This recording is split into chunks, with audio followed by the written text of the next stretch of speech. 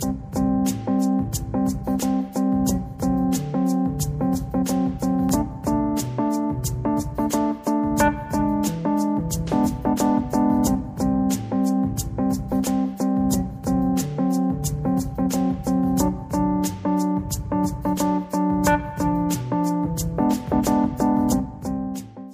Gary Vasey with Contigo Advisory and another edition of Leaders in CTRM Technology. Today I'm in Birmingham, England with Contigo, with Mr. Tim Rogers. Tim, hi, how are you?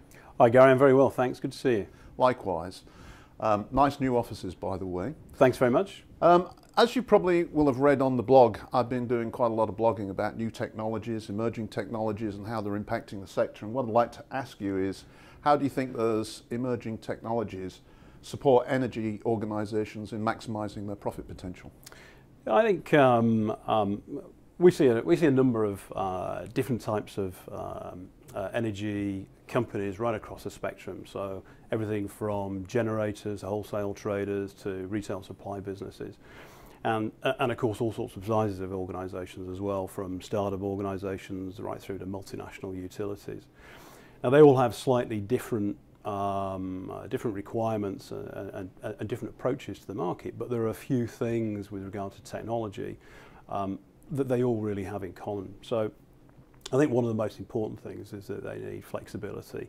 Mm-hmm. We see, obviously there's been a huge shift in the way energy is traded over the last few years, a lot of liquidity washing up the curve into intraday and day ahead. There's lots of volatility in these markets as well.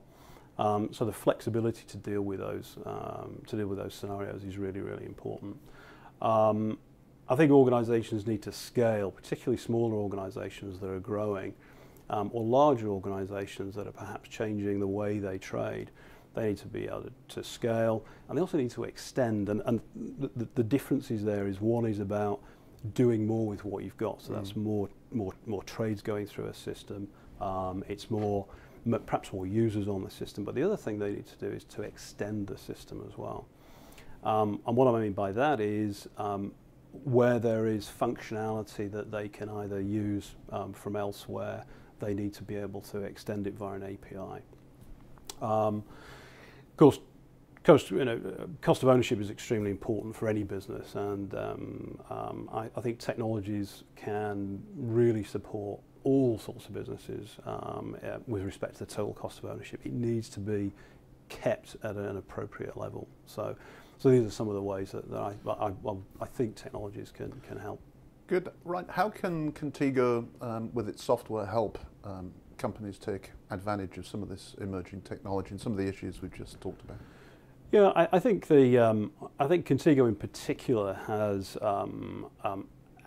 looked at some of this technology, has looked at the markets, particularly the European market, and built its architecture around the flexibility that's required to deal with these sorts of markets and this sort of flexibility. Now, that's there's a sort of a happy coincidence that we've seen this volatility over the last few years. But the software underneath and the way the architecture is put together deals with a very, very fine level of granularity, whether it's gas or power, and that's very, very flexible. So I'd say the architecture, particularly our architecture, is well suited to those sorts of markets. The software was built to be deployed as web-based architecture, so it was built to be deployed on the web. Mm-hmm. So you can do that in-house, and you can do that on a cloud hosted system. So, right. In fact, we've had significant, very strong growth over the last 2 years, and we've seen that almost all of those sales have been into a managed service or into a cloud environment. So we definitely see that as a trend, and I think you've blogged about it as well. Mm-hmm. You're seeing definitely quite a lot of this in the market. And I think the other thing is that the system has to be modular. So if you're a small organisation, or as I say, as a large organisation, you may not need all of that functionality. You might just need, core position keeping, and then start to bolt on some of the modules later. If you're a big utility, you might take the whole suite. So being able to do that from a modular perspective is really key for us. And of course, I mentioned the API, but if people want to extend their system, they may find they want that they have systems that they use that they've been using for a long time, and they want to keep using those systems, whether they're forecasting tools or risk analytics or whatever they happen to be. We have a best of breed approach so that you can start to plug in some of those existing technologies, and we work with a number of partners across Europe to do exactly that. It means you've got a very flexible portfolio, very flexible offering. Now, you mentioned it earlier, but here in Europe, of course, with the renewables and the impact of renewables in particular, we're seeing a lot of interest in intraday markets for power and gas. Yeah.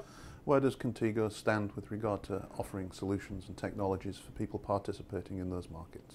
Yeah, it's a good question. I think there's an unprecedented shift in liquidity and the impact of renewables we've seen across Europe and in the States as well.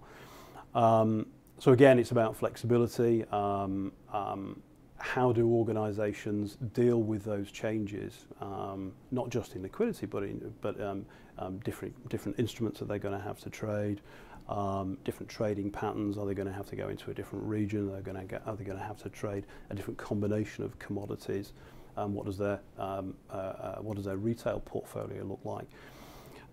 So they need to be able to pull all of those things into one system, see a snapshot, quite often in virtually real time, across a very wide and diverse portfolio. So our systems are really geared towards doing that, and particularly with intraday and day ahead markets, it's extremely important that we do that very effectively.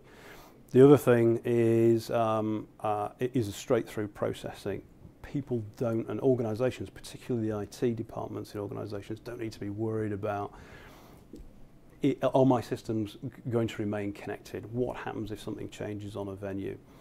So we map, whether it's to Exchange or to Trayport, so we map the whole of Trayport's instrument portfolio directly into Entrader. Those mappings are taken care of by us all the time. So if anything changes at the venue, we will deal with that straight through process. Other side of that, of course, once you've gone through the trade life cycle, you need to settle either physically or financially.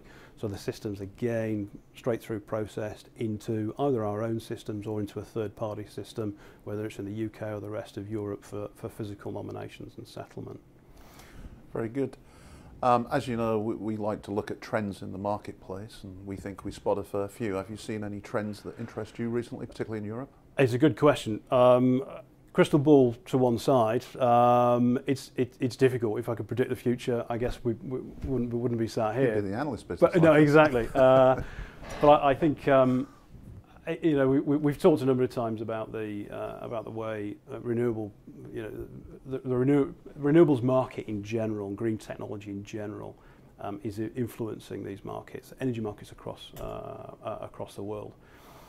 But I see a large trend towards things like microgeneration, distributed generation, and consumption as well. Mm-hmm. Battery technology. A few years ago, it was almost unheard of, and certainly on an industrial scale, it wasn't really taken seriously. It is now, and it will have a massive effect. Distributed storage as well will have a huge effect on the way energy is both traded, generated, and consumed.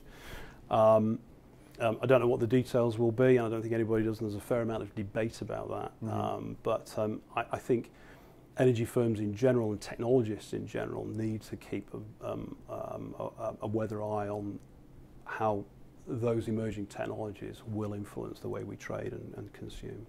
Absolutely. Well, Tim, I'm afraid we're running out of time. I'd like to thank you very much on behalf of Contec for participating today, and I wish you lots of luck in the future. Thanks, Gary. Nice to talk to you. Likewise. Thanks.